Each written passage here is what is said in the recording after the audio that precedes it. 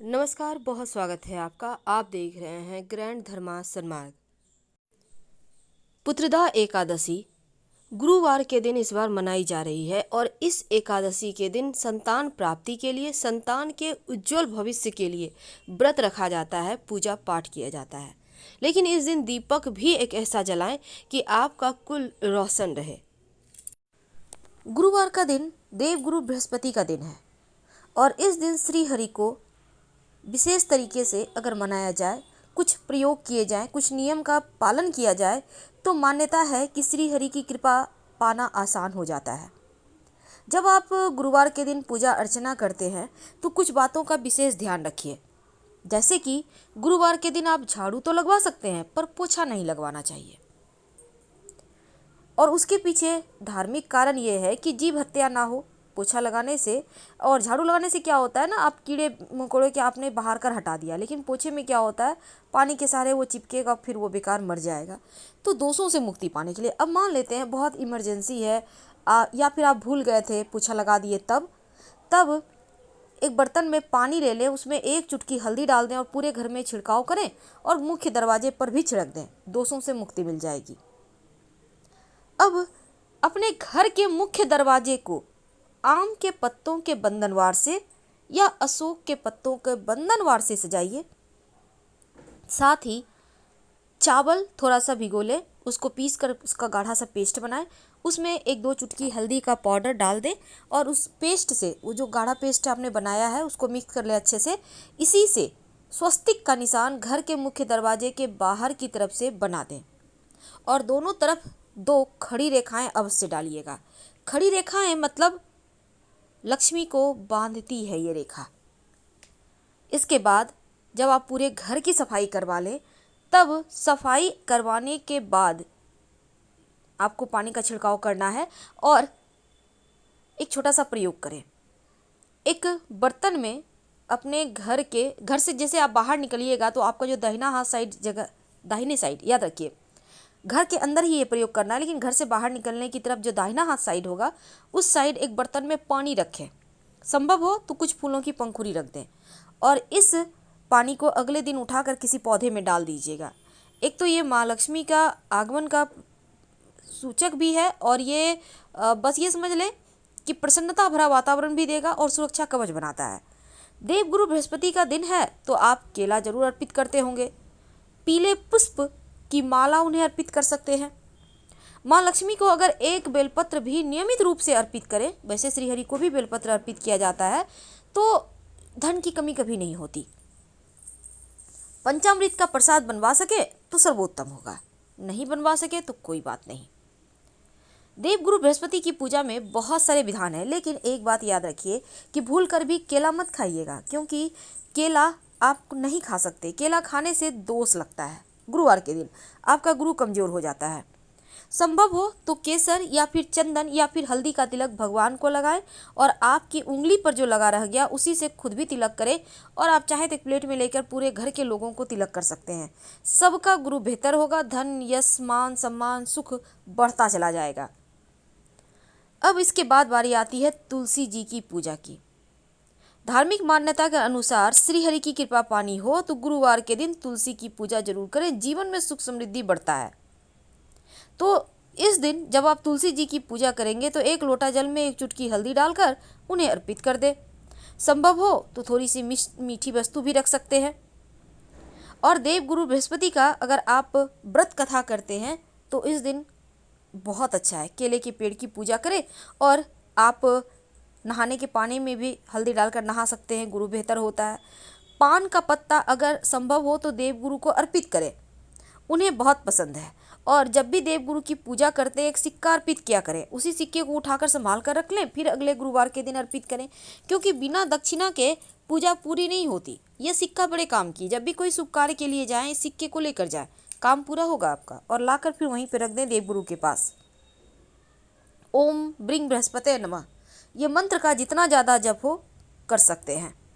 गुलाब का इत्र माँ लक्ष्मी को रुई में लगाकर अगर नियमित रूप से आप अर्पित करें, फिर उस रुई को अपने पास रख लें, अपने पॉकेट में, अपने पर्स में रख लें, तो कार्यों में सफलता भी मिलती है और धन भी आता है।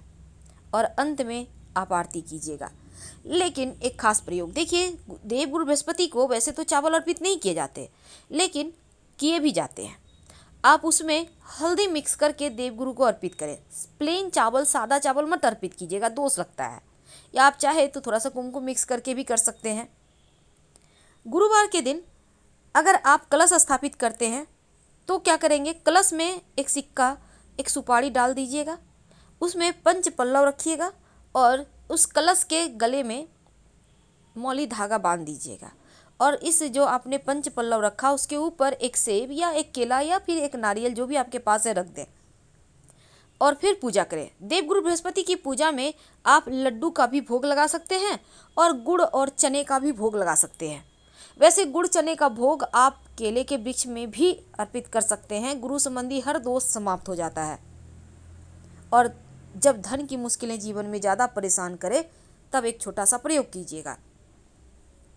देखिए, एक बात हमेशा ही याद रखिए, देवगुरु बृहस्पति का दिन है गुरुवार, तो कुछ ऐसी चीज़ें हैं जो भूलकर भी ग्रहण नहीं करना चाहिए। और उन चीज़ों में जैसे कि बैंगन है, लहसुन प्याज है, केला है, मसूर की दाल है, तो ये सभी चीज़ें मत खाइए। वैसे तो गुरुवार के दिन खिचड़ी भी नहीं खानी चाहिए, यानी कि चावल दाल तो खा सकते हैं पर खिचड़ी नहीं खाना है। तो छोटी छोटी चीज़ों की अगर आप ध्यान देते हैं तो देवगुरु बृहस्पति आपका मजबूत हो जाता है। अब आपके घर में कोई लड़की है, विवाह नहीं हो पा रहा, मुश्किलें हैं, तब उनको एक गुरुवार के दिन नहाने के पानी में एक चुटकी हल्दी डालकर उनसे कहें कि वो नहाएं और ओम ह्रीं बृहस्पते नमः का जितना ज़्यादा हो जप करें। वैसे इस मंत्र का जप अपने वैवाहिक जीवन की मुश्किलों को समाप्त करने के लिए भी किया जा सकता है। देवगुरु बृहस्पति का दिन भले ही है देवगुरु बृहस्पतिवार, लेकिन इस दिन माँ लक्ष्मी की भी पूजा कीजिएगा। अकेले अकेले दोनों की पूजा ना करें वरना पूरा फल नहीं मिलेगा। बहुत लोग सिर्फ देवगुरु बृहस्पतिवार का कथा करते हैं, बृहस्पति देव का कथा करके उनकी पूजा कर लेते हैं, लक्ष्मी जी को भूल जाते हैं। ऐसा मत कीजिए, क्योंकि दोनों एक दूसरे के बिना अधूरे हैं। और अगर जीवन में ज़्यादा धन की मुश्किल हो तो पीपल के पेड़ में एक लोटा जल अर्पित कर दें और भगवान से, माँ लक्ष्मी से प्रार्थना करें कि आप हमारे साथ घर चलिए हमारे। और जब जल अर्पित करने जाइएगा तो लोटे में मीठी वस्तु भी डाल दीजिएगा जल में। ये तो थी सिंपल प्रयोग जो आप कर सकते हैं। और अगर विवाह में मुश्किलें आ रही है तो आप 11 गुरुवार का व्रत रख सकते हैं। गुरुवार के दिन पीले वस्त्र पहनें, पीली चीज़ों का सेवन करें, लेकिन केला ना खाएं, नाशपाती भी मत खाइएगा। वैसे अगर आप केला दान करते हैं तो अच्छा होता है, क्योंकि गुरुवार के दिन केला दान करने से बृहस्पति अगर दूषित है, दोष है, तो वो समाप्त हो जाते हैं। महा उपाय ये है कि अगर नौकरी व्यापार में बाधाएं हैं, आपका कुंडली में गुरु कमजोर है, तब देवगुरु बृहस्पति के मंदिर में केसर और चने की दाल का दान करना चाहिए। केसर चूँकि बहुत महंगा है, हर कोई नहीं कर सकता, कोई बात नहीं, आप चने की दाल थोड़ा सा 100-125 ग्राम ही ले लें, हल्दी 50 ग्राम ही ले लें, आप कुछ भी कोई एक चीज़ दान कर दें और नियमित रूप से अपने माथे पर केसर का, हल्दी का तिलक लगाएं।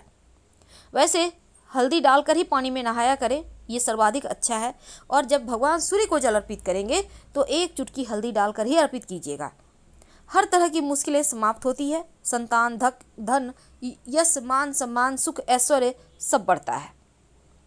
तो ये प्रयोग हैं गुरुवार के दिन करने के, जो आपके जीवन की सफलता के मार्ग खोलते हैं। बहुत सिंपल है। तो भगवान सत्यनारायण की कथा भी बृहस्पतिवार के दिन करवाया जाता है। अगर आप चाहते हैं करवाना, बहुत शुभ माना जाता है। तो पूर्णिमा तिथि, एकादशी तिथि और गुरुवार के दिन सत्यनारायण भगवान की कथा होती है। और गुरुवार के दिन भूल कर भी किसी को उधार मत दीजिएगा और ना ही किसी से लीजिएगा, नहीं तो आपका गुरु कमज़ोर हो जाएगा, आर्थिक तंगी आएगी।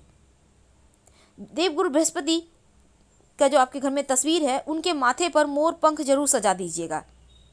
मोर पंख सजा देने से जीवन में किसी तरह का भय नहीं रहता, धन, यश, मान, सम्मान, सुख बढ़ता चला जाता है।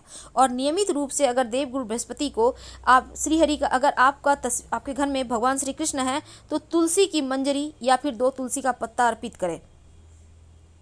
भगवान श्रीहरि के सामने एक दीपक जरूर जलाइए, उनका आशीर्वाद मिलता रहेगा। तो छोटे छोटे प्रयोग हैं जो जीवन की मुश्किलों को दूर करता है। लेकिन महिलाएं भूल कर भी गुरुवार के दिन बाल नहीं धोएंगी। और जब आप देवगुरु बृहस्पति के निमित्त कलश स्थापित करते हैं, जो आपने मौली धागा कलश में बांधा है, उस धागे को आप अपने बच्चे की कलाई में बांध सकते हैं, आप खुद भी धारण कर सकते हैं, ये सुरक्षा कवच है। 1 महीने के बाद चेंज कीजिएगा, पुराना वाला मिट्टी में दबा दीजिएगा। अब चूंकि इस बार गुरुवार के दिन पुत्रदा एकादशी है, तो ऐसे में रात में सोने के पहले या रात करीब 11 से 1 के बीच एक दीपक भगवान के सामने घी का जलाइएगा, उसमें एक लौंग डालकर, याद रखिए एक लौंग साबुत होगा, और अपनी मनोकामना कहें, आप जो भी चाहते हैं वो बोले, और उसके बाद ओम ब्रिंग बृहस्पति नमः, या फिर आप चाहें तो विष्णु सहस्त्र नाम का भी पाठ कर सकते हैं, आपके मर्जी पर है, आपको जो इच्छा वो करें। फिर भगवान से प्रार्थना करें और आराम से सो जाएं। आपके लिए अगर संभव हो तो आप पीपल के नीचे भी एक शाम में दिया जला दीजिएगा। वैसे तो आप तुलसी जी के नीचे और अपने घर में पूजा स्थान पर शाम में तो जलाएंगे ही, तो उस दीपक में भी लौंग डालिएगा, क्योंकि लौंग मनोकामनाओं को शीघ्र पूर्ण करवाने में आपकी मदद करता है। फिलहाल विदा लेंगे, धन्यवाद।